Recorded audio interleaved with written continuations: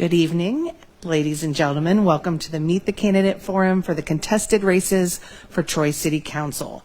This event is sponsored by the Troy Chamber of Commerce and Leadership Troy alumni. I'm Kathy Roeder, and I'm the Executive Director for the Troy Chamber and a proud 2013 graduate of Leadership Troy. I will be serving as your moderator tonight. Before we begin, we're going to say the Pledge of Allegiance. If you'll please stand.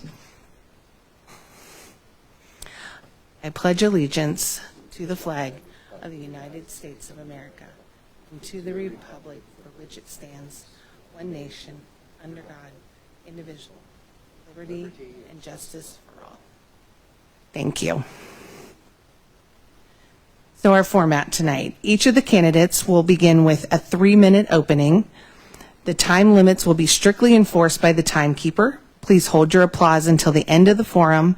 This program is limited to 90 minutes. We welcome written questions. If you saw in the back, there's a form that you can fill out. So if you have a question that you'd like to have asked, then you can go ahead and fill that out and just raise your hand with the form, and Shelby will come and pick that up and bring it up to the table. All right, I think we're ready. We're not. I'm missing something here. No, we're good. Sorry. So we're going to begin with opening statements. We have 4 candidates vying for 3 seats as at-large members of Troy City Council. Bryan Begg will go first. You have 3 minutes. Hi, welcome for coming. Thank you for coming out tonight. My name is Bryan Begg. I have been a resident of Troy since 2005. In addition to owning and operating a business downtown, I have volunteered and partnered with many organizations with diverse segments in our community. My experiences with these organizations give me the unique ability as a future council member to engage and bridge any gaps between these groups for the benefit of our city. Some examples of the gaps our community members face include affordable housing, reliable public transportation, and more effective and transparent communication between the city of Troy and its citizens. I look forward this evening to answering your questions to help you learn more about me and how I hope to help Troy continue to thrive. Thank you.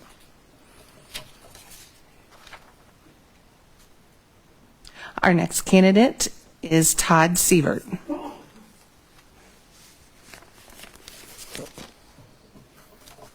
Is that yours here? I think it is.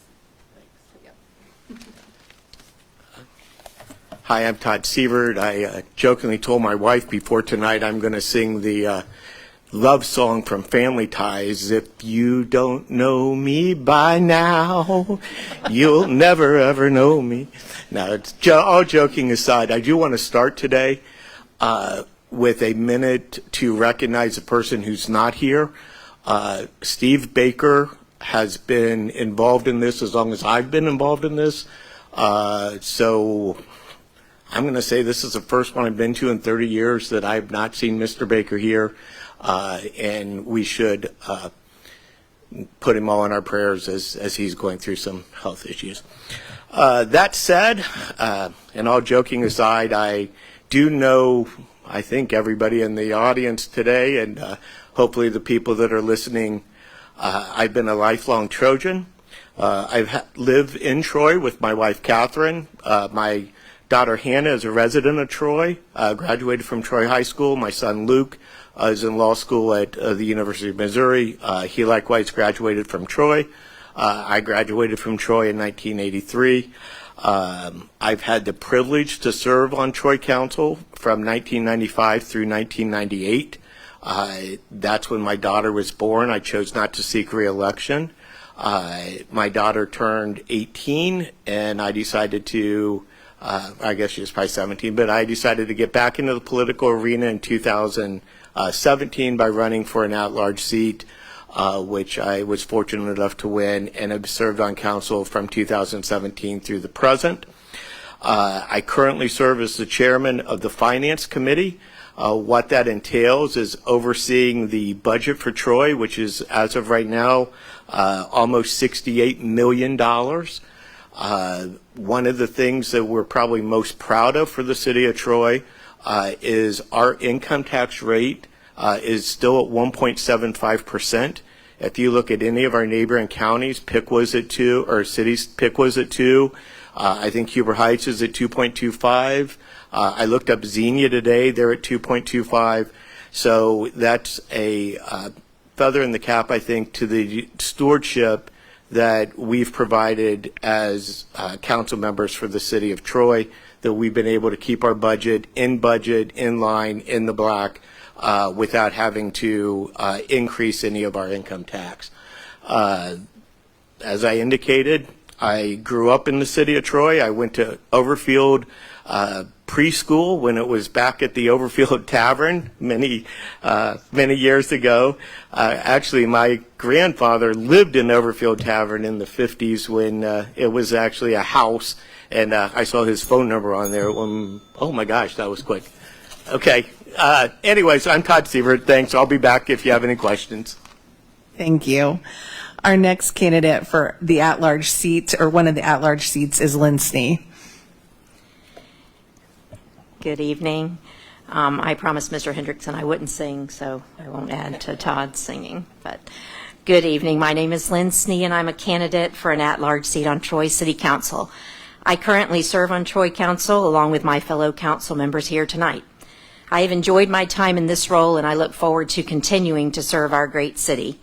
As a Troy resident for the past 26 years, I have experienced the many benefits of our community and been excited by the positive growth that we have had. Along with my family and other Troy residents, I appreciate our excellent city services, well-maintained infrastructure, outstanding public safety, and financial stability. As a teacher here in Troy, I know that we have excellent schools, and I recognize our citizens' continued support of those schools. As a council member, I will continue to support partnerships and plans that provide beneficial economic development, fiscal security, and responsible growth. Prior to moving to Troy, I worked in city management in my hometown of Pensacola, Florida, after completing graduate studies in public administration. My past experience in local government, along with my service here in Troy on the Planning Commission and on City Council, gives me a unique perspective on local government issues. That perspective, along with my interactions with citizens on issues important to them, informs my decision-making on legislation and other items that come before City Council. As a Troy City Council member, I will continue to plan realistically for the future, managing our outstanding city resources with fiscal responsibility so that they can be enjoyed by future Trojans. I will use my knowledge of local government to help Troy continue to maintain that wonderful small-town atmosphere while encouraging business growth and retention, long-term planning for city services, and desired recreational opportunities and amenities. I am committed to keeping Troy the civic-minded community we all appreciate.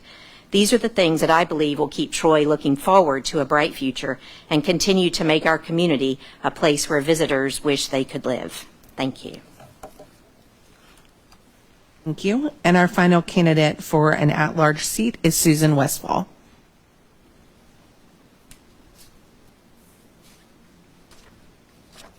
Oops, made my glasses.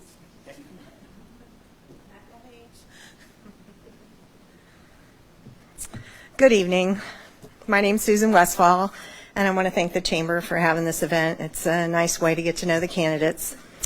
I'm finishing my first term as an at-large council member, and I'd be honored to continue serving our community. I'm still in a learning curve, but it's been amazing. Troy has been my home for most of my life. It's where I've worked, invested, raised my family. I've been married for 42 years, and I'm the proud mother of 4 sons and 7 amazing grandchildren. I spent 7 years on Troy's Park Board. Our parks aren't just green space. They're part of what makes Troy a place where families want to call home. I'm committed to keeping them safe, accessible, and fun for everyone. I also serve as the current president of New Path, helping neighbors face challenges in practical ways. I believe a strong community is built where we support each other. I've been a nurse for 43 years. That's a hard number for me to say out loud, including the last 27 years in juvenile corrections. A strong community needs people that look at their youth and invest in their youth. They need guidance, and they need safe places where they can thrive. For more than 35 years, I've been involved in revitalizing our downtown. My husband and I saw potential when many buildings were empty, And together with residents, business owners, volunteers, we brought back life to our downtown. It's thriving now, but there are still challenges. I want to protect the heart of our city while helping it grow. Strong communities need strong infrastructure and strong businesses. Good jobs, well-maintained streets, reliable utilities keep Troy vibrant and create opportunities for everyone. I don't bring a personal agenda. I bring a servant's heart, guided by my faith, experience, and love for our city. It would be a privilege to continue serving as an at-large council member, keeping Troy safe, vibrant, full of opportunity for generations to come. Thank you. Thank you. We now have two candidates vying for a seat representing the First Ward on Troy City Council. Jeffrey Harris will go first. How you doing? Make sure I get this right so everybody can hear me. Wrote a couple things down. Sometimes I forget. But when I write it down, I make sure you get everything you're supposed to get. Just a quick side intro. My name is Jeffrey Harris. I'm 44, be 45 in November. Grew up in foster homes and group homes from 7 to 18. Got 2 bachelors, one in global business administration, one in international business. Came to Troy in 2010 to see a better life, and definitely saw that. And definitely glad that my children was able to grow up here and see the things that they seen outside of the things that I grew up seeing. Now, outside of that, I'm going for Troy City Ward Captain. I'm running because I believe that our city deserves leadership that's accountable, very transparent, and focused on the real challenges that faces our families every single day. Now, the role of a ward captain is not just about holding a title. It's about being a voice for the people. We work for the people. It means listening to the concerns of every resident in our neighborhoods, making sure that those concerns reach City Hall, and working to turn them into real solutions. It means being present in the community, not just during elections, but every single day. Now, let's be honest. Too many families in Troy are struggling with the basics: affordable housing, reliable wages, and schools that give our children a fair shot at success. Housing costs are rising, but City Council has failed to act in a meaningful way to make it safe and affordable homes available for the working families. The wages have been stagnant. Wages have not kept pace with the cost of living, and while our people are working harder than ever, the council has not fought to ensure that the hard work is rewarded with fair play. And our schools, the very foundation of our future, have been left without the strong support they need from city leadership. This is what failure of leadership looked like: a council that ignores the needs of its people, a council that talks about progress while families fall behind, and a council that has forgotten who was elected to serve. That's why I'm running. I want to bring accountability back to City Hall. I will fight for affordable housing policies, through abatement programs that ensures that every family has a safe place to call home. I will advocate for wages that reflect the real cost of living so that no family is forced to choose between rent, food, and health care. And I will stand shoulder to shoulder with parents, educators, to strengthen our schools so every child in Troy has the opportunity to thrive for the future. But most importantly, I will listen. I will listen to the families who feel ignored, to the workers who feel undervalued, and to the parents who are worried about their children's future. Because being ward captain, it's not just about me, it's about all of us. It's about making sure that every neighborhood, every household, and every voice in Troy is heard. Together we can build a city where fairness lives, where opportunity is real, and where progress does not leave anyone behind. I'm just asking for your support and your trust, not just to win an election, but to help create the kind of Troy that we all believe in. Thank you. Thank you. And our next candidate for First Ward Troy City Council is Jeffrey Whidden. Thank you to the Troy Leadership Alumni and the Chamber of Commerce for putting this event on tonight, and thank you all for attending. My name is Jeffrey Whidden. I am the current First Ward City Council representative. It's an honor I've had of serving on since 2021. I'm a lifelong Trojan, born at the old Stouter Hospital, to be exact. I was actually part of the last class to go to the Overfield Tavern.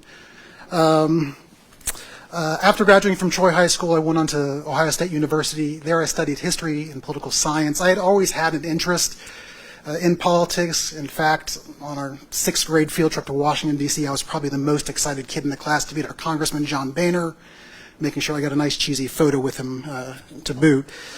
My interest in politics, I had never seen myself as actually running for political office. I had always envisioned myself working on the campaign in the background, passing out literature, getting people excited about what I was excited in. But in 2021, the opportunity to run for council presented itself, and it was something I knew I couldn't pass up. I ran for city council because inherently I knew that Troy was a special place. This smaller, medium-sized city that had strong rural influences where the amenities of the big city are close by, but the major problems of the big city are an arm's reach away. Troy is a place that has amazing business opportunities, exemplified by my beautiful wife, Lauren, who's one of the many successful small business owners in the city. It's a place where families can start and grow for multiple generations. And in my opinion, it's a place where Troy is constantly looking towards the future. But inherently, I knew that this wasn't by accident. This was by design. There were smart, civic-minded, dedicated people who worked hard to make this happen.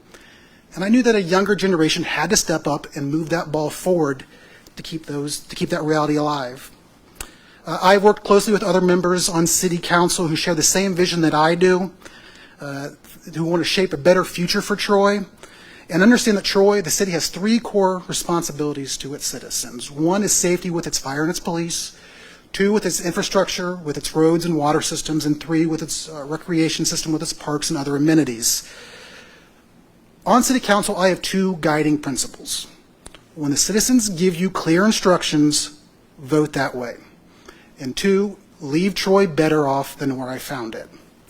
I'm running for re-election because we still have more work to do, but I can honestly say that when I vote on city council, I have the best interests of the city and the people at heart.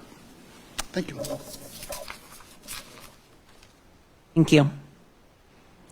All right, we're now going to move on to the question and answer portion of the forum. I will remind the audience that if you have a question that you would like asked, fill out one of those papers and raise your hand, and Shelby will pick that up and bring that up to the media table. Now, I would like to introduce our media panel who will be asking questions tonight to each of the candidates. We have Scott Hornberger with Power 107.1 and Eamon Baird with Miami Valley Today. Will you give them a round of applause, please? Thank you to each of you and your organizations for participating tonight. A reminder to the candidates that you will have 60 seconds to respond to each question.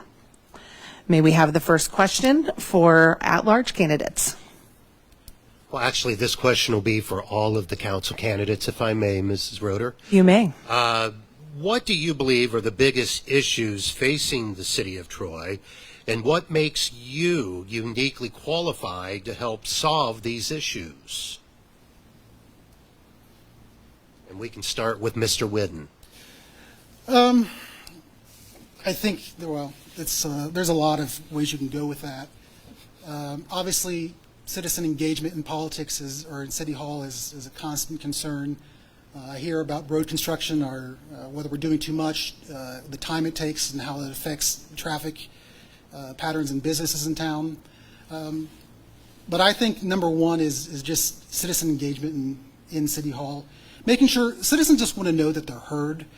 I do this by making sure that every time a citizen of the First Ward emails or calls me, I give them a response back, I call them back. And I don't want to have a discussion through an email. I want to make sure I talk to them on the phone, see them one-on-one.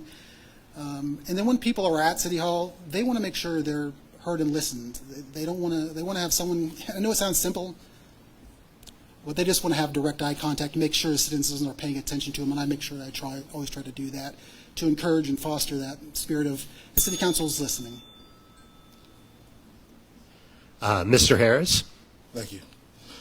Well, from Ward 1, the many doors that I knocked on, the main three things that I've gotten the most was safety, how their money is being spent as far as infrastructure, taking Troy into the future, and addiction. Now, how you can solve those, I mean, we got programs for addiction, but they're not being used accordingly. They're being used for stats, but they're not being used to actually change lives. They're putting people in jail. They don't get you off of drugs. Safety, I noticed in Ward 1, I'm finding more vials used for drugs, you know what I'm saying, a large, more increased police presence. With that, we'll have to step up, speak to the police more, talk to the landlords, get involved in the communities to try to make that Ward 1 a safer place, because that's a lot of homeowners there. So, you know, they're affected by the raises of the property tax. I have a lot of constituents who said that they're concerned that when they lose an extra $200, $300 out of their bank account, that it will not be replaced. So we have to keep those people in mind when we think about where the money is going in the property taxes as far as Troy, Ohio is concerned. Thank you. Mr. Begg? I feel that workforce housing is our biggest pressing issue at the moment, or affordable housing, not just workforce housing. I think that I would be helpful in that way because I'm very much aware of what people who are in the service industry are struggling with and trying to find places to live. Most of my staff lives outside of Troy because unless they live with older family members, they can't afford to live in Troy. Thank you. Okay. Mr. Severt? Thank you. Kind of to piggyback on what Brian said, what we really need or to continue to do in Troy is to do economic development. As I mentioned in my opening, the budget is based upon taxes that are through our income. So you have to be a resident of Troy and have an income in order for those proceeds to come into our coffers to be used for our amenities. So in order to do that, we need to assure that we have the appropriate infrastructure and recreational amenities and things that are desirous so that people do want to come and live in Troy, whether that's through affordable housing, as Mr. Begg indicated, or through recreational amenities, as Ms. Westfall indicated in her opening. That is the end. Thank you. Right now, in our current budget, Council's three main goals are economic development, infrastructure, and quality of life, and we've touched on some of those things. With economic development, of course, we want to encourage finding more industrial land so that we can bring businesses in to create jobs while monitoring our growth and seeing things like attainable and affordable housing built. And I would just say that for me, my term on City Council, my time spent on committees like Streets and Sidewalk, looking at infrastructure, looking at the long-term nature of projects, how you have to plan for the future, and do those projects step by step, both for financial reasons and construction reasons and things, gives me a perspective of seeing how that planning is so important in economic development, in infrastructure, and those two things together, I believe, increase our quality of life. Thank you, Mrs. Snee. I would remind the candidates to keep an eye on the table up here. I know we're a little out of the way. Mr. Graves will be raising his hand when there's 10 seconds left. That gives you guys an indication of, I'm running out of time. Mrs. Westfall, please. Thank you. I agree with the other candidates. The infrastructure is a big deal. One of my big concerns has been safety in the downtown for pedestrians, for cyclists. Our new downtown streetscape is going to address quite a few of those issues, bumping out the sidewalks so that people can see pedestrians crossing the street. I, for one, have almost been hit several times trying to cross in downtown Troy.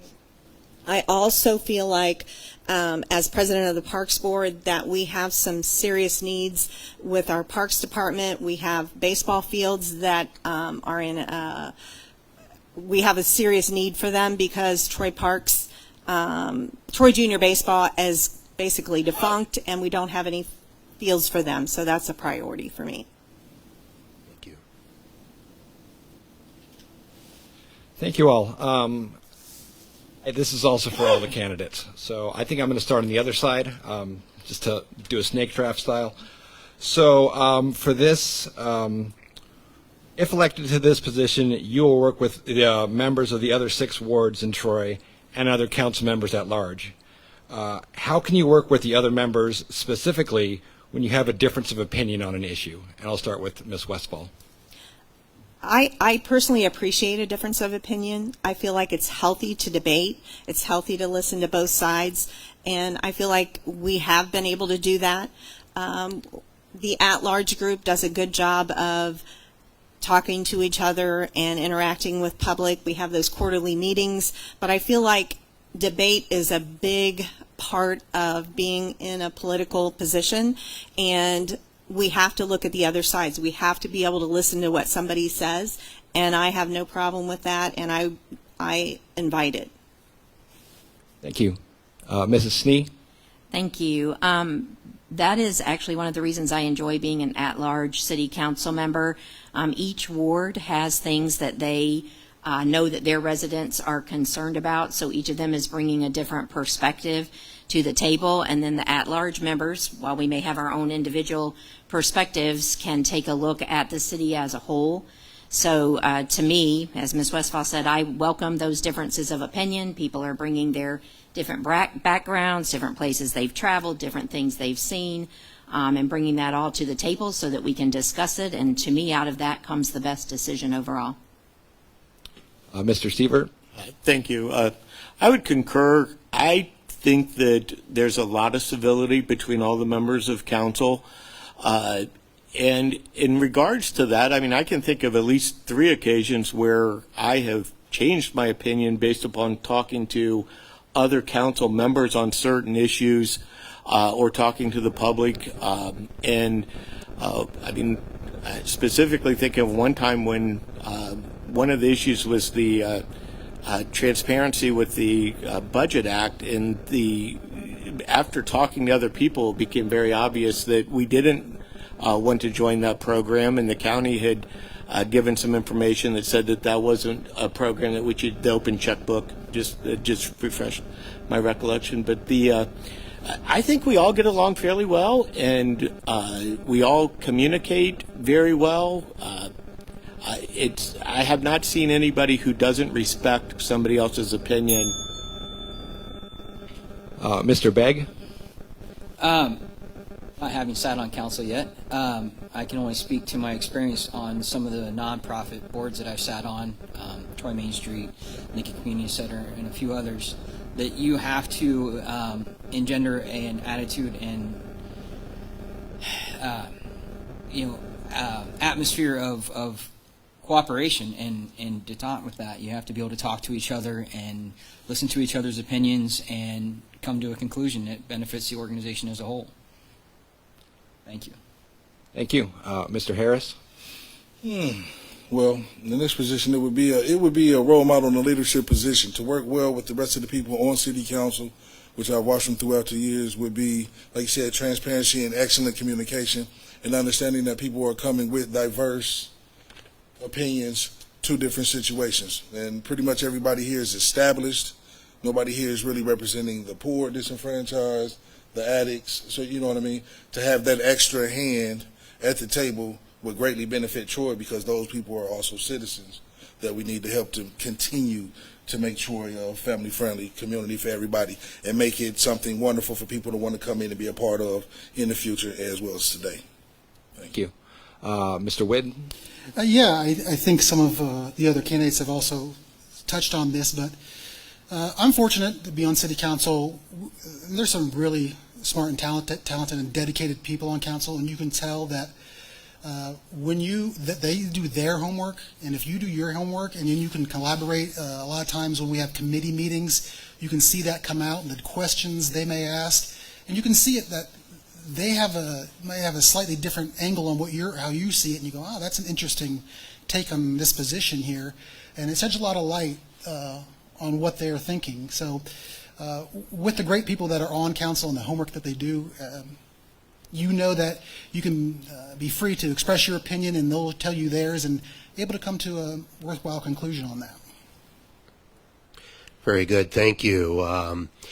This next question is from the audience, and some of you, the council members, have already touched upon affordable housing. Well, let's focus in on that a little bit with a great question from the audience. We'll start with Mr. Jeffrey Whidden. What about affordable housing? How can you as council and we as citizens make life a little less stressful for those who have a constant worry about ever-increasing rent and possible eviction? Yeah, it is a struggle out there, and I am a proponent and understand that. Troy and Miami County, and we have a housing crisis, and we need to get more homes in here. Not only do we need more homes for the people so that we can kind of supply and demand, so we can just try to lower some of these prices out there, but we need more workforce for our city to help it keep growing. I hear constantly from our industries that they need more employees in town, not coming so far away to make that happen. So I understand when people don't want to put or don't want to have their neighborhood farm rezoned into a new neighborhood, but it is important for the city to keep growing those neighborhoods so that we can have homes for the lower income and for the workforce in our city. How we can encourage that? We want to work with our local builders and our local partners to find opportunities for them that work well for them to help build those homes. So on City Council, we do a great job of... Thank you. Mr. Harris. Well, anything for the 5-10-year future, we need to think about today. There's a lot of programs for cities all through Ohio, abatement programs that are specifically made for housing situations. And like I said earlier, the price of living is going up, but the wages are staying stagnant. They're staying the same. We need to take tax initiatives to the landlords, to the building owners, the people who allow residents to rent from them. We need to give tax incentives to the small business entrepreneurs and the franchises within Troy to where they can pay their employees more without losing. They'll get their money on the back end. But the employees that are here now, the citizens that are here now, are dealing with the rent crisis. People getting evicted every day. I've been a homeowner for the last 15 years, but I know a lot of people who's been getting evicted because they're one day late with their rent, and for a 1 or 2 bedroom, they're asking for $1,200. I mean, that's preposterous. I got you. But through those programs, we'll be able to channel things through, get more people money in their pocket for their wages, and they'll be able to pay rent, and then we'll be able to get more money in to build more structures to bring more people. Thank you. Thank you, Mr. Harris. Mr. Begg. I would like to explore setting up a public-private partnership with the city and maybe start a revolving loan fund, much like some that we already have, but focused on housing development. And maybe we need to look at some of our zoning laws about maybe being able to increase density as well. If we can get a revolving loan fund, we go out. There's a city in, I believe it's Maryland, that has done this for about the last 10 years, and they've had a lot of really good results. They went out and offered lower interest loans with favorable terms. Builders went out and built housing that people could actually afford to live in on a lower economic scale, paid the loans back. They had that much more money to go out and build more. It seems to be a really good success. I'd like to see us try and give that a shot here in Troy. Thank you. Okay. Mr. Severt. Thanks. Workforce housing, has been talked about ever since 2017 when I first started running for council. It's clearly an issue that Troy needs. The problem is there's a mantra in real estate called location, location, location, and there really isn't, when we talk to builders, there's not a builder who can build a house that would qualify for affordable housing at this time. The city is looking at some alternative sites that we could repurpose for affordable housing, workforce housing. I think that will come up in the next probably session of council within the next 2 years, whether that's something that council wishes to do. But again, it is an issue. We need to regentrify the east side. That's a very good area that we're trying to put money into the parks. Thank you, Mr. Severt. Lynn Snee. Thank you. Right now, the city is undergoing a review of our zoning code, and it is my hope that we can, through some non-traditional housing opportunities, some zoning changes, create different ways to provide housing. I also agree that we need to look more at, we have had programs, they've been small in scale, to do a revolving loan fund, income-based, to provide people funds for refurbishing things on their homes, especially on the exterior of their homes, but those could be expanded, and we could look at those. We've done things like the Downtown Riverfront Overlay District that could allow people to build maybe not housing that would normally be in that zoning area, but could do something that fits within that downtown area. And again, yes, especially on the east side where we have existing housing that could be refurbished. Thank you. Susan Westfall. Yeah, I know we have a problem with workforce housing.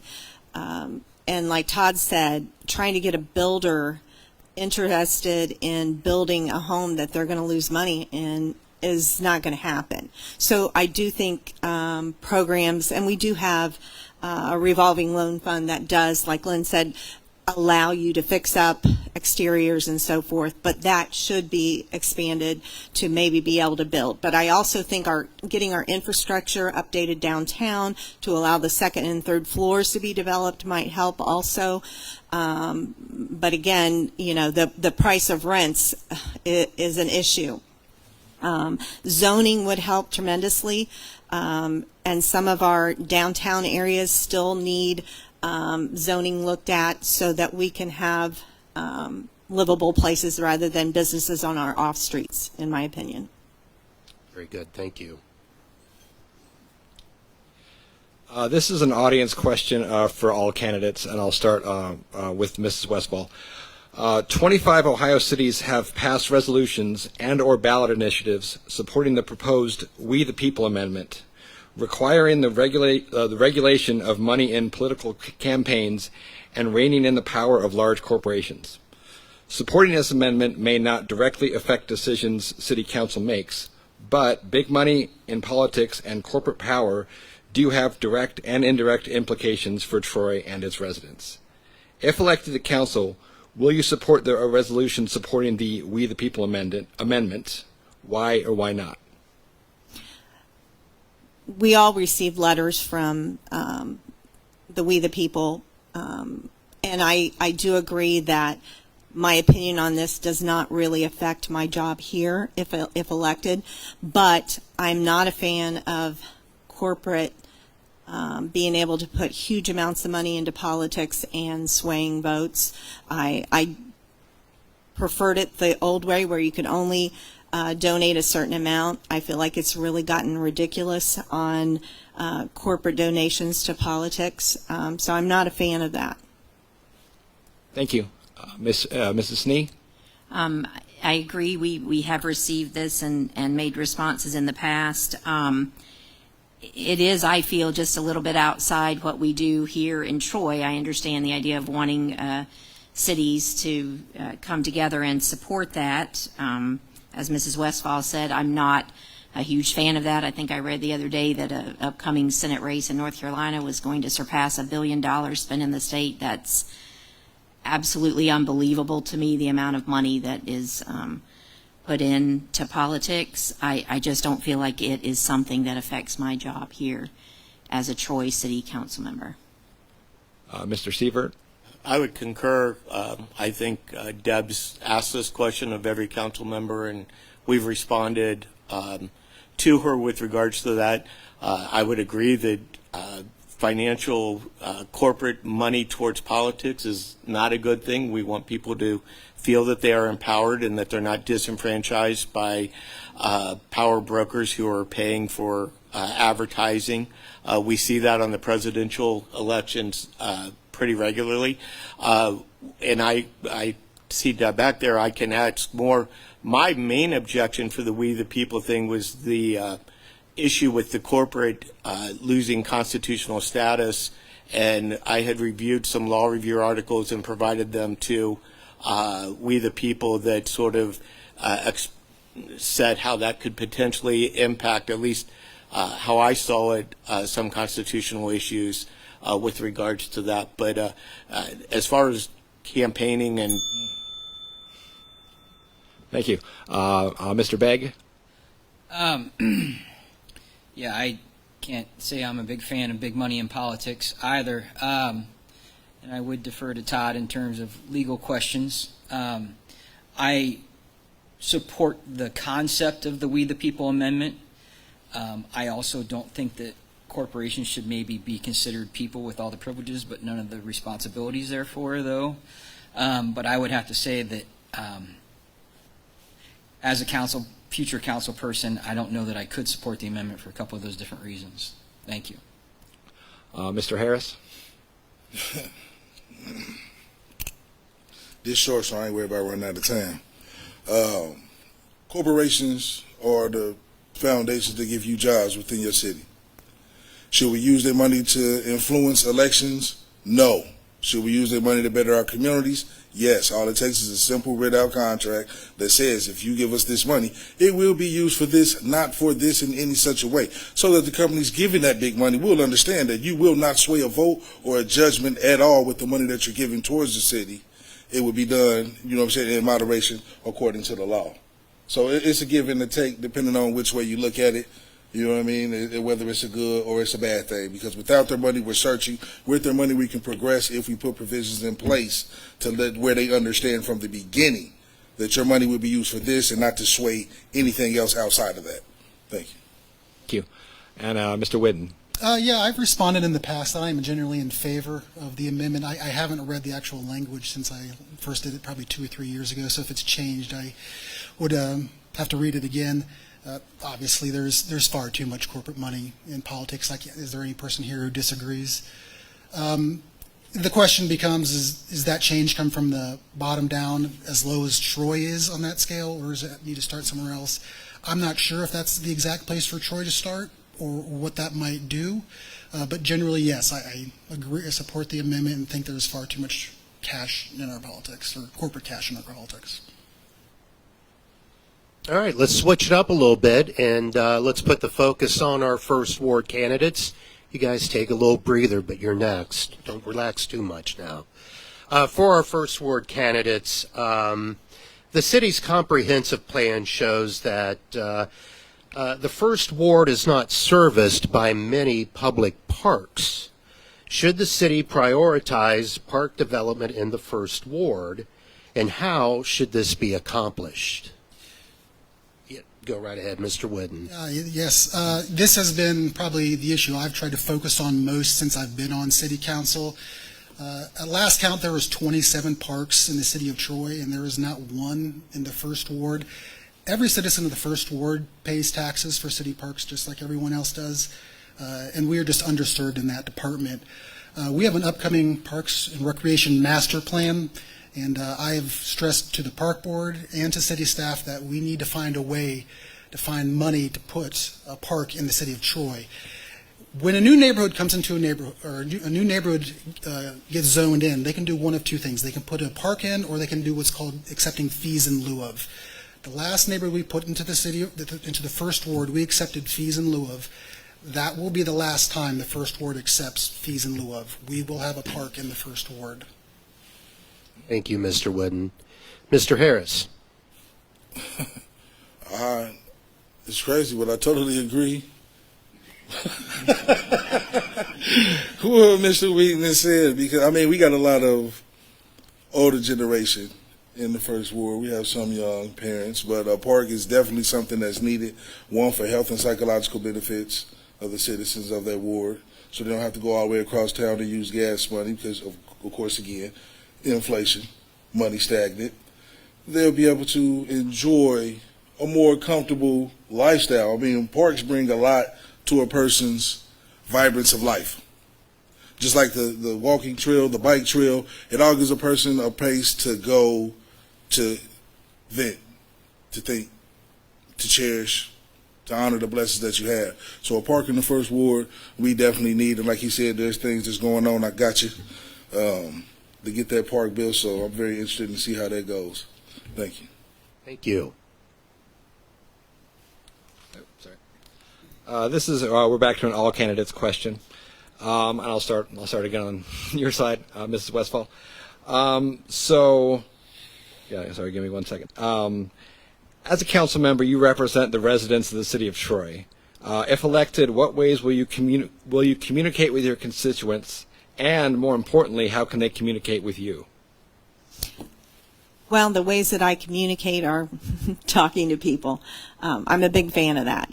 Anytime we can get a group together and have a conversation, I love that.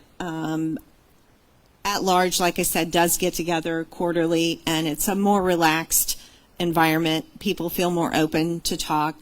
But our council meetings and committees, I encourage people to come and talk. They can call us. They can look on our website. They can email us. A lot of us have Facebook access also. I'm not a great big Facebook person, but there are lots of ways. But I love a phone call, I love an email, and I'll get back to you. Thank you. Mrs. Snee? Also, I welcome any calls, emails, questions from people. That's actually what I find I mostly get. Sometimes it's being stopped at Kroger. Sometimes I'm asked when I'm at school, or I get an email or a call. It's usually a question someone has. They don't know where to find the information they're looking for in the city, and that's what we want to be here to help people do, find what they need. We do have quarterly meetings with at-large. I'd like to encourage our ward candidates to schedule meetings, and we'll attend your meetings like you sometimes attend ours, just to hear what those different issues are that might be out in the wards. We hear routinely at our quarterly meetings. Sometimes the same issues come up, but sometimes it's new issues that we haven't heard, and we're happy to take those things back to city staff. Mr. Severt? Thank you. Look, we try to make ourselves as accessible as we can be. I talk to people on probably a daily basis, whether it's at lunch at K's or through a phone call, an email. The most of the at-large council meetings that we talked about, those were started in 2018. For the first time when Bill Letch, Robin Hood, and I were on council, we decided to reach out to try to have some more accessibility to the community. Those go around the city. They're not always, I think our last one was at the Hobart Institute. They've been at the Lincoln Center. They've been at the Rec. They've been at the Senior Citizen Center. They've been at the Hainer. And we encourage people to come and see those. The other thing we need to make sure we do is listen and respond, and that's one of the things that I think we do I try to make a priority, is to make sure we respond. Mr. Begg? Yeah, pretty sure everyone knows where to find me at. I'm at the bakehouse. My cell number is on my business card. I'm always answering my phone, much to the consternation of my family. They're like, why are you answering that number? You don't know that number. And I'm like, could be a customer, could be someone needs something. I very much plan on taking that same mentality into being a council person. Email, cell phone, stop in the bakehouse, throw something at my head if you're not happy with something. And I'll be as available as I can be to the people of Troy. Thank you. Mr. Harris? I like the email and the phone conversation, but I think people respond well to a good handshake and a face-to-face. You know, I'm more of that type of person. You have a concern that I can answer through an email, I'll answer through an email, but I'll definitely try to get a date and a time that we can meet face-to-face so you can understand. You don't just hear my words. You can actually see my body language, my facial expression when you express your concern, and how deep I'm going to take it as my concern as well to come up with some type of solution for your problem that can better benefit the entire ward. So expect the most out of me. I mean, I like to walk around, and I would like to get, if I get the position, to make days throughout the month, hour or two, where I can get with the constituents of the first ward, and they can come talk to me outside of coming to a city council meeting or a once-a-month meeting down at the city hall. I got you. That arm goes up. But I love to talk. I love to listen. I'm not going to jive you. I'm going to give you straight up and down. So if I can't do it, I can't. If I can look into it, I will. And Mr. Whidden? I think most often I communicate, or the ways I communicate with the citizens are usually best done one-on-one, or that's actually the majority of my conversations. Of course, I get phone calls and emails. Surprisingly, when I got on city council, I assumed there would be a lot more. Actually, I don't get nearly as many as I thought I would. So when I'm out or in the neighborhood, walking the dog, talking to people, knocking on doors this time of year, that's where I get the most from people. With that, I always, and I'm really trying to redouble my efforts on this, to remind people that there is no substitute for discussions on social media than to come down to city council or to see us one-on-one. Far more productive conversations happen one-on-one. It doesn't necessarily have to be there, but I always try to remind people, and I say this, I'll say it here now, City Council meets the first and third Monday of every month at 7 p.m. These two know it. Please come on down. Thank you. All right. Well, let's switch gears and concentrate on our at-large council members now. And this is a an interesting question from the audience.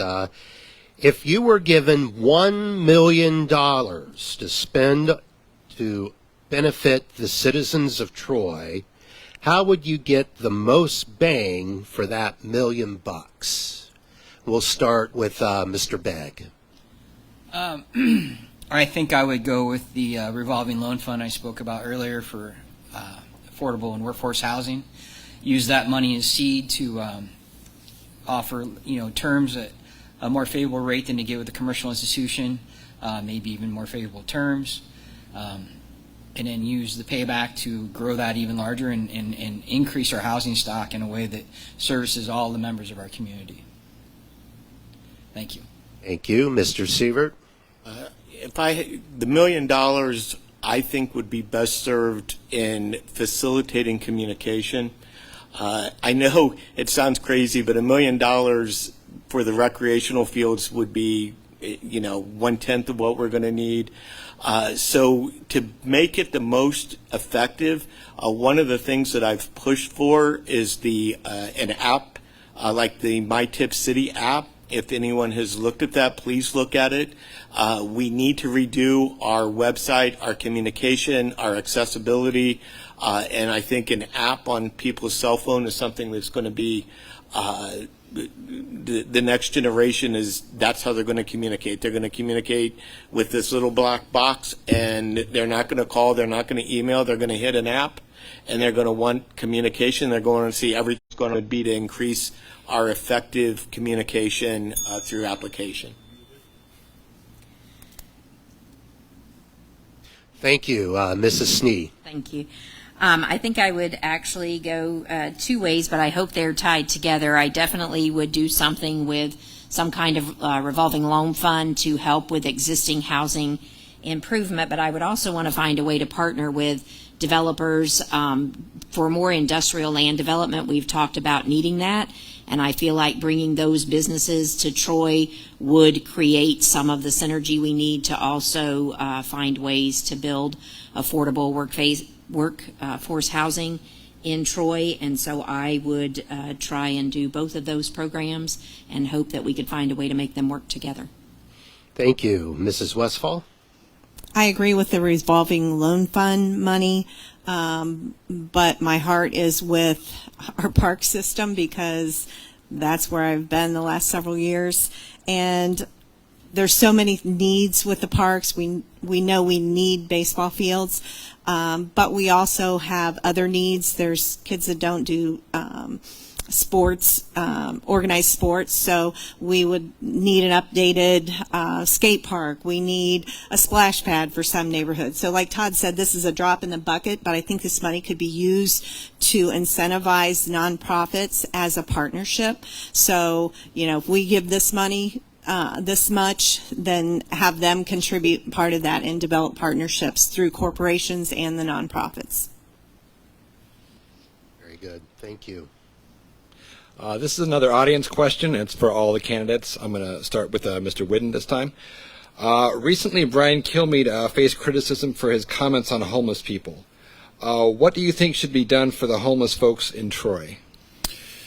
Yeah, I'm not familiar with that comment. I don't know if that's pressing to the question here, but homelessness in Troy has certainly picked up over the last few, I would say 5 years or so. You can see an uptick in that. We've had a wonderful, we are stayed well informed by our Chief of Police, McKenna, keeps us advised of what's going on in the city. We need to focus, I think, on some of the broader aspects of what our community partners can do. I'm not sure if homelessness as a direct result of local city government is something that is something that the city of Troy needs to focus on exclusively, but our broader community partners in the region can certainly help out with that. Yeah, that's my answer. Thank you. Thank you. Mr. Harris? Okay. The homelessness situation in Troy. Extremely detrimental. I mean, a lot of the people that are homeless that I've met and spoken to have addiction problems.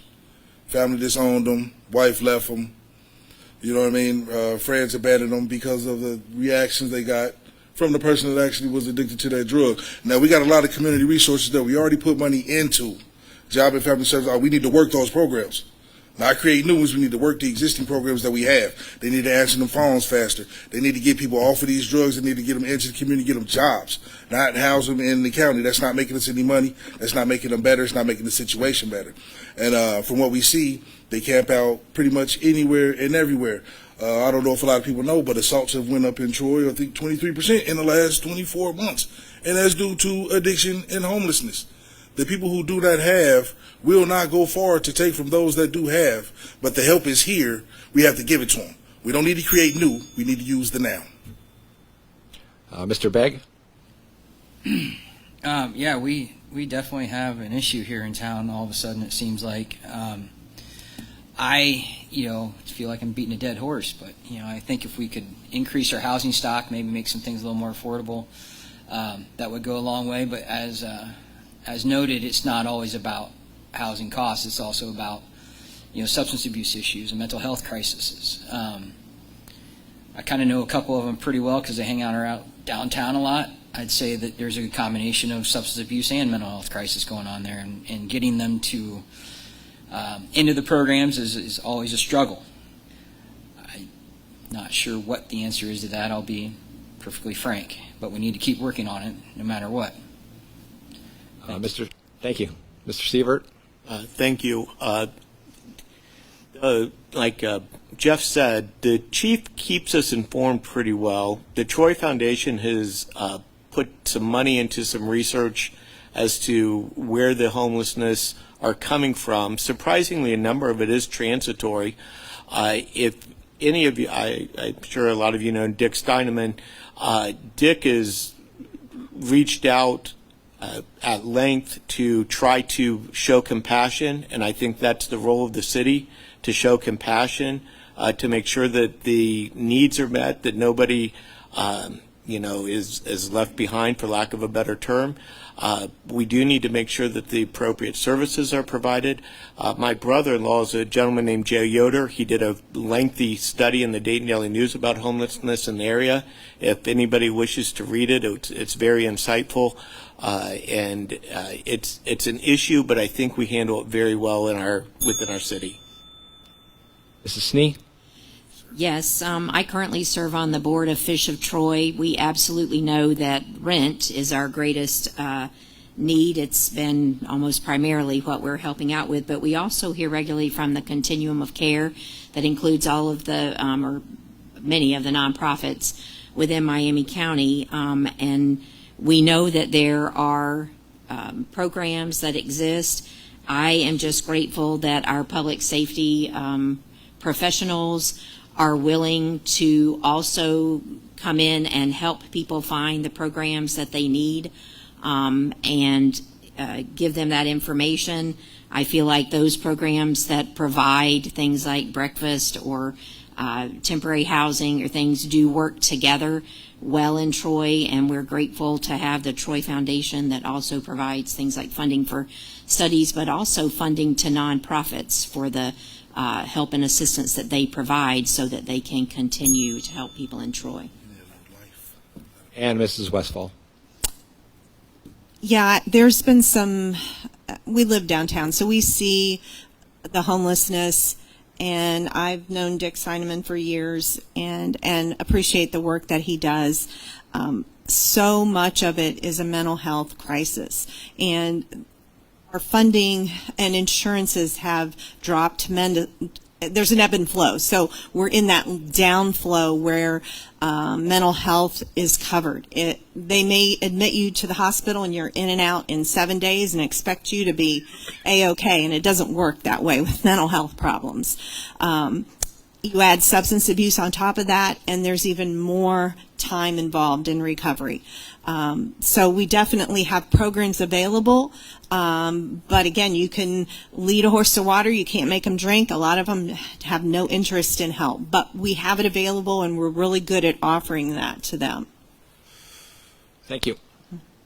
All right, we'll open this question up to all candidates. What is your long-term vision for our city over the next 5 to 10 years? We'll start with Jeffrey Whidden. Yeah, I think Troy does need to keep focusing on building its industrial base.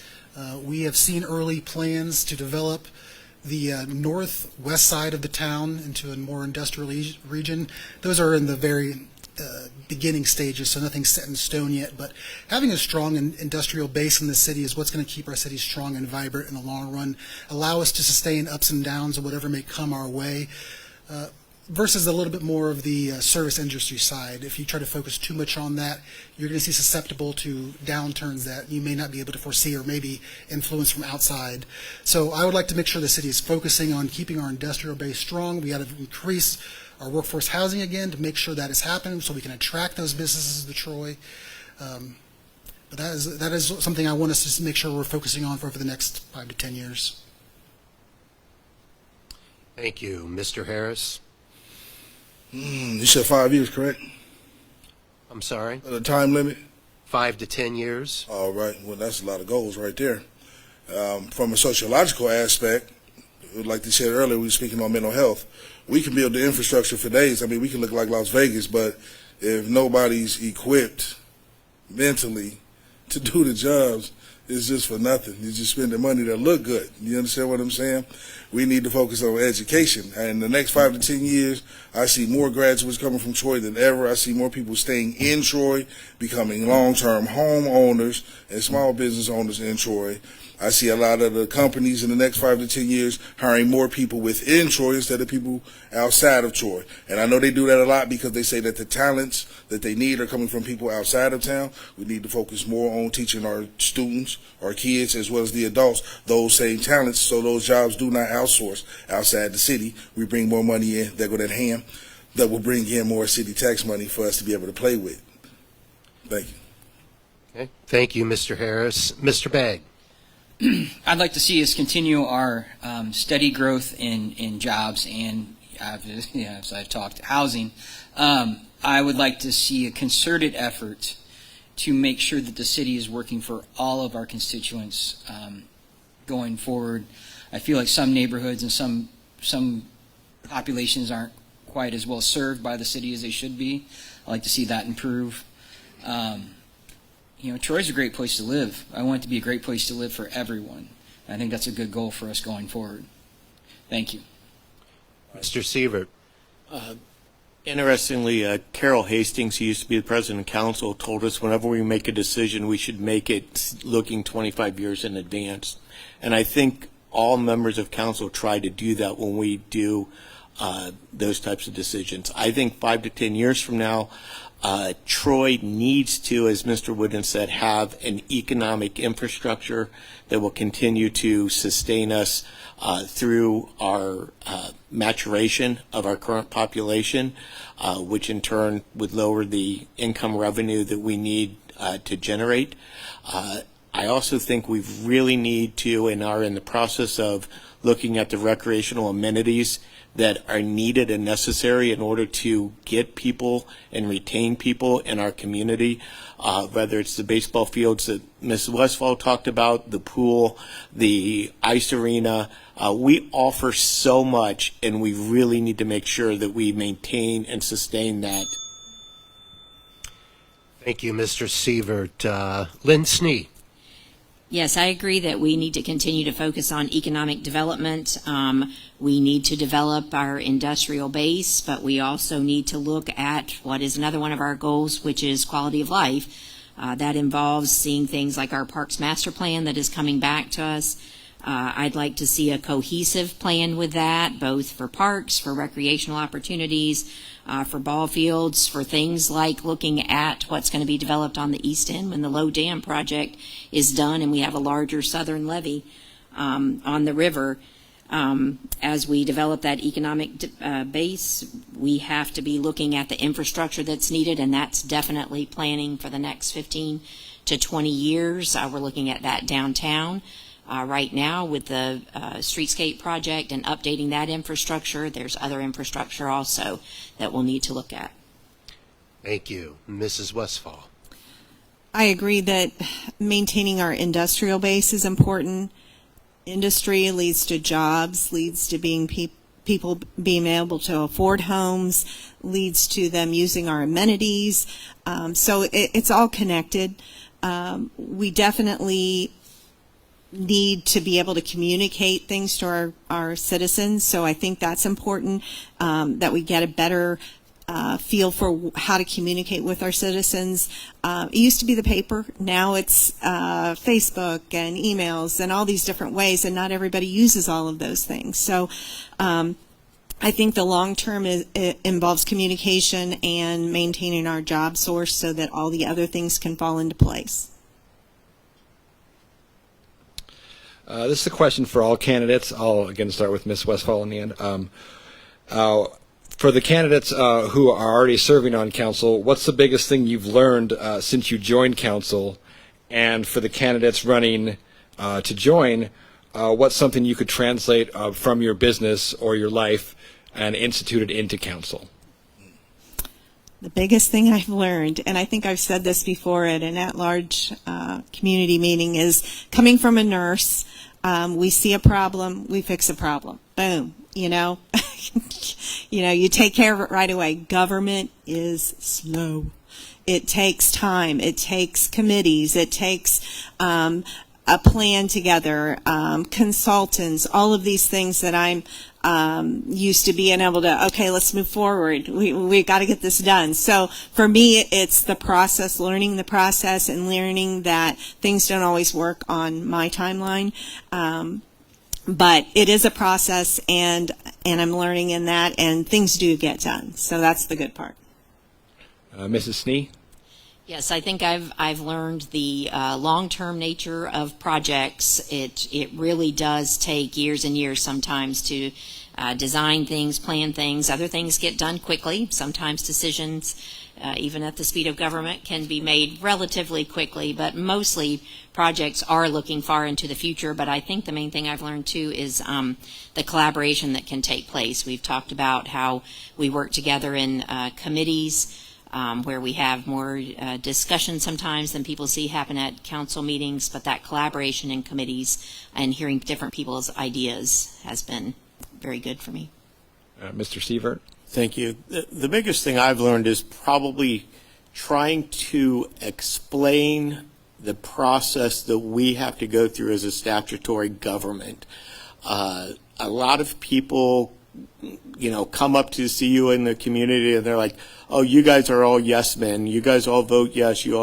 But that's not necessarily true, because what they've missed is the off Mondays, we always have committee meetings, and as Ms. Hendrickson's here nodding her head, the committee meetings are where sort of the sausage is made, and I don't know that we do a very good job. I know we try. We have a communications director. We use Facebook. We do everything else under the sun to try to engage public understanding of that, but I think it is still kind of out there in the community that, the city council just shows up and votes yes, and we're in and out in 15 minutes. And that's 100% not true. Every person that's on council is dedicated. I promise you that.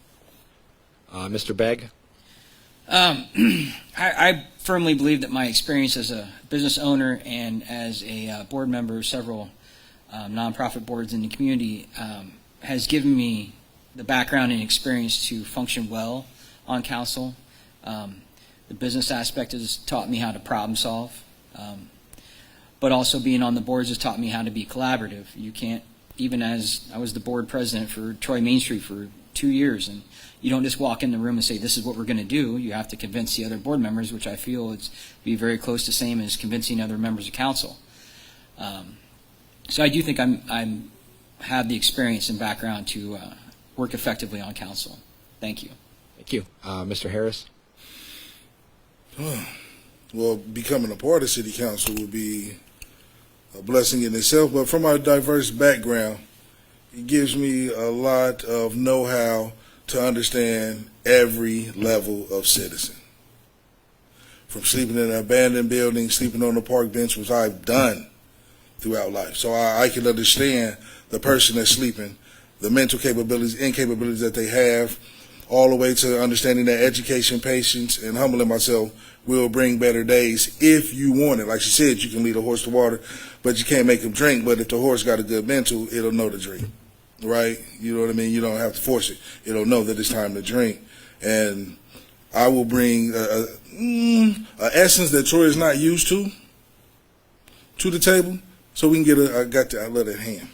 So we can get a broader spectrum of everybody's value intake before we make decisions to go forward with anything that we do. And Mr. Whidden.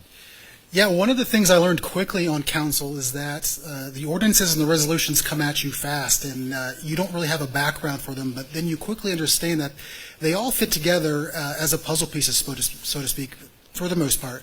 I got there, and there would be resolutions that Mr. Phillips might have had on council that he knew about that was from Mayor Beamish's days, that he had that key piece of information. He knew about it from 3 and 4 years past that I didn't know when I was brand new on council. But when you have been on there for a while, you understand that it all comes together as a puzzle piece. You have to do step A to step B. It is slow, it is methodical, but it does go in a steady train forward to help the city move forward. But there is a learning curve to get at first, and once you understand the beast and you come to council all the time, you can understand it. But that is what I learned quickly, is that there is a plan, it is working. Sometimes it's like molasses in winter, though. So. All right. Well, thank you, Mr. Whidden. One last question for the night, and then we're going to open it up to closing remarks from the candidates. And we haven't really talked much about downtown Troy much tonight, and I'm kind of winging it here, but Troy is blessed with, and has been blessed with, a vibrant, beautiful downtown. However, if you look around, it's apparent that there are some challenges in downtown Troy. Moeller Brew Barn, empty. The Mayflower Theater, empty. Basil's, empty. And that's maybe just to name a few. What can council do, if anything, to keep our downtown vibrant and to keep these vacancies down? And we'll start with Mr. Whidden. Yeah, obviously that is a challenging question. I think it's council's responsibility to try to do as much as we can to support our downtown businesses. So what can we do there? We've tried parking holidays where we don't charge parking for downtown businesses. Some love that, some don't. We've tried to encourage, and we are trying to encourage, more housing in the downtown region to get more people to flow through that area. We've done small business loans and small business to businesses downtown.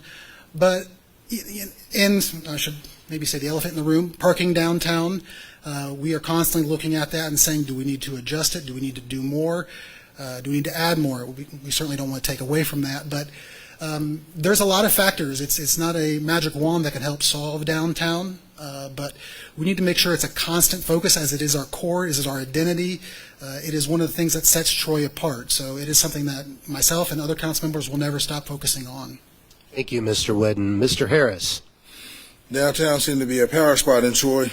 There's a lot of other areas, but I mean, like you said, there's not one thing that you can wave a magic wand and just cure it. Now, a lot of those businesses that sit empty, part of city council, we should continuously, throughout the year, be outsourcing for different delis, businesses that could come to town to open up that's new. You know what I mean? To be downtown. Not so much as housing. You got to make money to be able to live downtown, right? So that's on the table, but it's not detrimental. The businesses downtown are what we need. And like I said, you need to outsource different businesses to try to welcome them in and give them tax incentives if they do to come into town and open up in those locations and, pay the employees a decent wage to where now people can be able to buy and rent houses downtown and make it more affordable and more lush for the people of Troy, the people coming in. Thank you, Mr. Harris. Bryan Begg. Well, clearly my heart is downtown. We do have several, I guess you would call anchor properties empty at the moment, although two of them specifically, the circumstances behind that are not normal, I would say. Maybe the city's got to get creative. I mean, I think we have an excellent development office program, however you want to reference that. And I don't know exactly what council could do to help that office do any more than they already are. But we have to get creative with maybe some tax benefits and maybe some other loosening, some of the development rules if we can be strategic about that. But yeah, we got a couple big places to fill, and it's going to take some work to fill that. Thank you. Mr. Severt. I would concur with Mr. Begg that I don't know that the city could have controlled some of the places that you mentioned.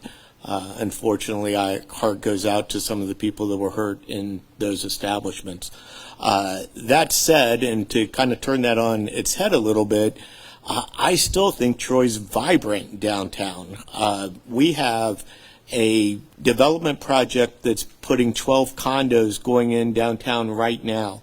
We have Crafted and Cured, which has filled a void that was not, nobody knew except for some people that had some vision, and it's filled that void. We have a new bakery coming to downtown in the corner. We have, Dunaway's, which sort of supplanted Moeller's. We're good. It's, I call it sort of the Kings Island syndrome. You don't think Kings Island's great because we go to it all the time, but people come from out of town and they love Troy. We love Troy. Thank you, Mr. Severt. Lynn Snee. Thank you. I do think we have some unique challenges brought about by some very unique events that led to the things that you mentioned downtown. But like Mr. Severt, I will agree.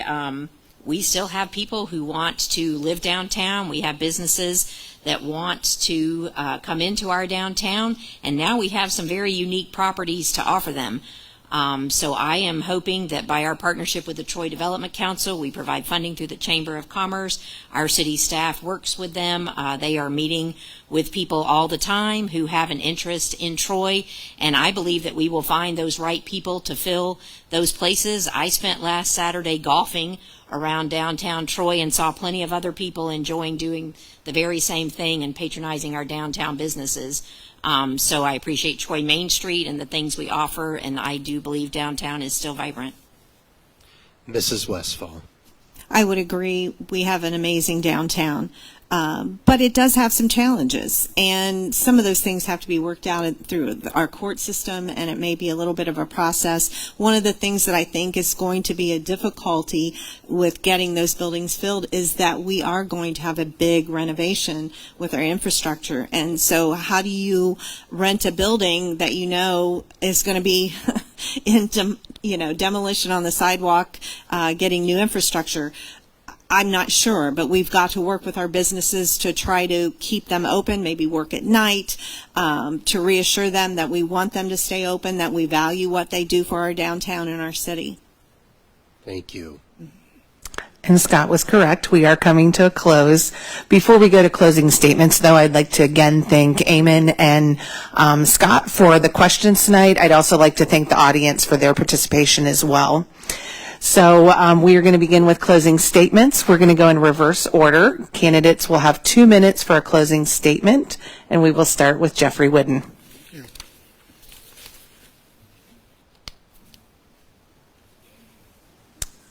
Again, I want to thank our leadership Troy alumni and the Troy Chamber of Commerce for hosting this event tonight, for you all coming out. I'm glad all candidates were given the chance to express their views for the future of our wonderful city, so that you, the voters, can make a more informed decision.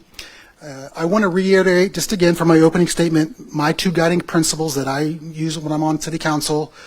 When the citizens give you clear instructions, vote their will. And 2, leave the city of Troy better than what you found it. I look forward to continuing serving the First Ward and working with members of Troy City Council, city staff, city partners, and stakeholders as we work forward to make Troy a better place. Thank you. Thank you. Jeffrey Harris.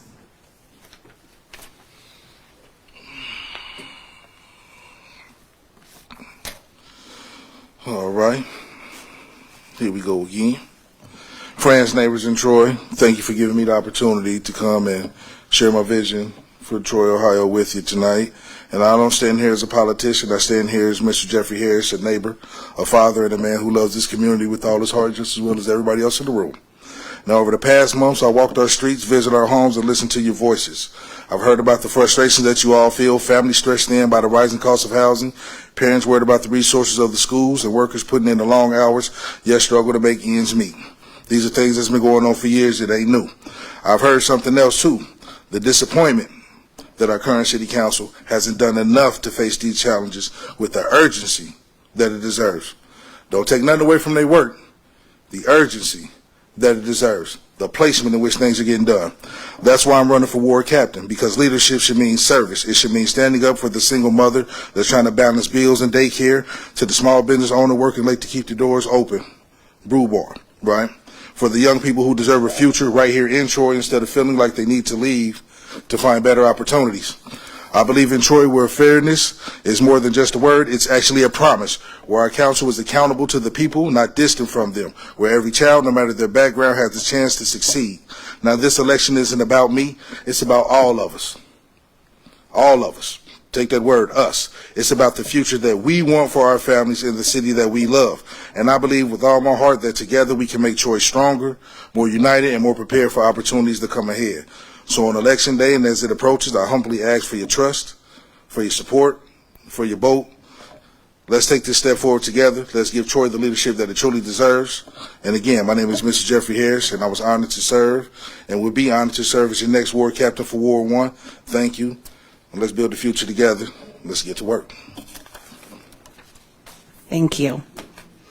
Susan Westfall.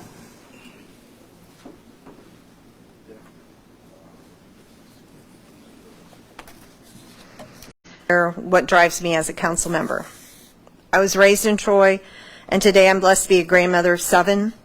I've seen our city at its best when neighbors came together to revitalize our downtown, support our schools, invest in projects that strengthen all of us. I've also seen what happens when we don't act, especially for our youth.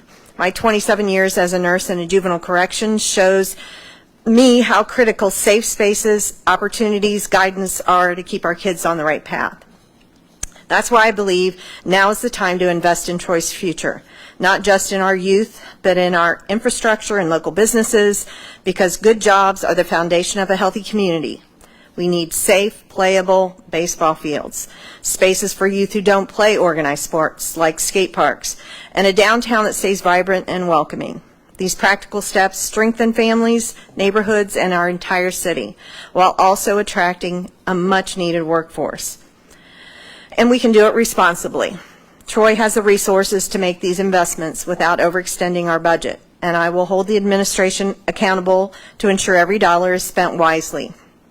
I will continue to serve with humility, guided by faith, experience, and a deep love for Troy. I will listen, I will act, and I will work to ensure Troy remains safe, thriving, and caring for this generation and the next. And I will be honored to continue serving you, and I ask for your support so we can keep building a stronger Troy together. Thank you. Thank you. Lynn Snee.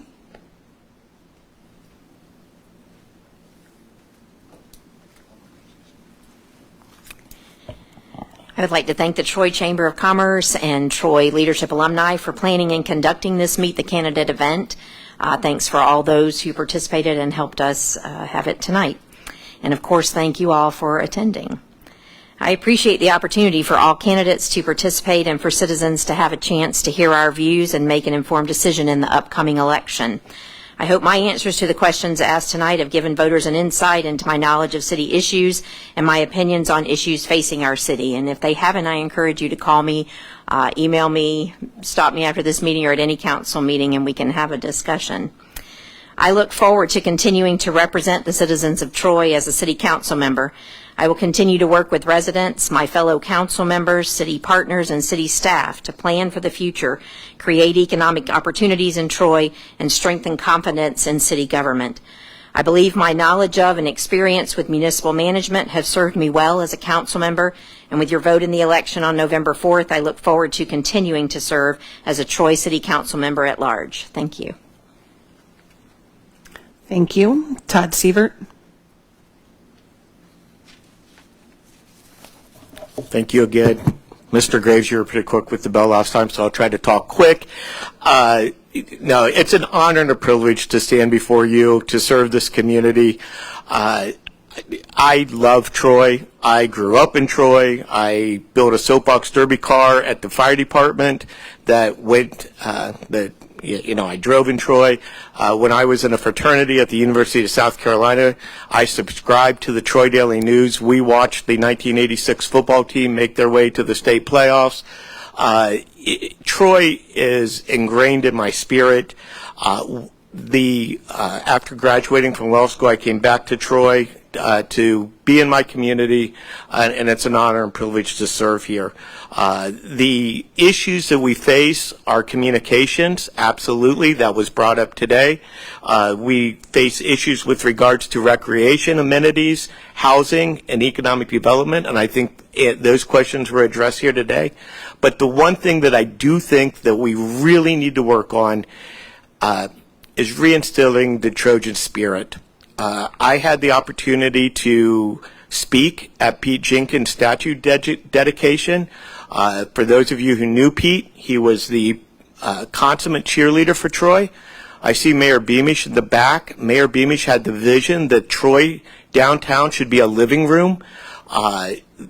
Some of you don't remember the Mr. Bill's days or the vacant church days or some of the other days that were downtown. Guys like Mayor Beamish, Pete Jenkins, they were my mentors. They are the people who showed what we can accomplish, and we really need to put some of the negativity. That's why rear view mirrors are small and windshields are big. We need to look forward. We need to look to see what we can do as citizens of Troy. And if I'm elected, the next 2 years will be to try to reinstill Trojan spirit. Thank you. Thank you. Bryan Begg.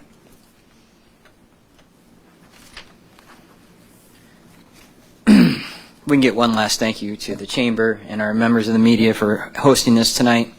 Thank you so much for doing that and giving us the opportunity to speak on these issues. Troy citizens have an important choice to make in this election. I bring both a proven track record of community involvement with a wide range of causes and organizations and experience working with people of different backgrounds to make a positive impact on people's lives. As a citizen of Troy, a parent in Troy, a volunteer in Troy, and a business owner in Troy, I have gotten to know many community members and hear their compliments and concerns about the city of Troy. I'm a level-headed person who looks for ways to work together with all segments of our community to make the city stronger. I appreciate you all taking your time coming out tonight, and I especially appreciate your vote on November 4th. Thank you. Thank you. So that brings our forum to an end. Will you please help me in thanking all the candidates for participating tonight?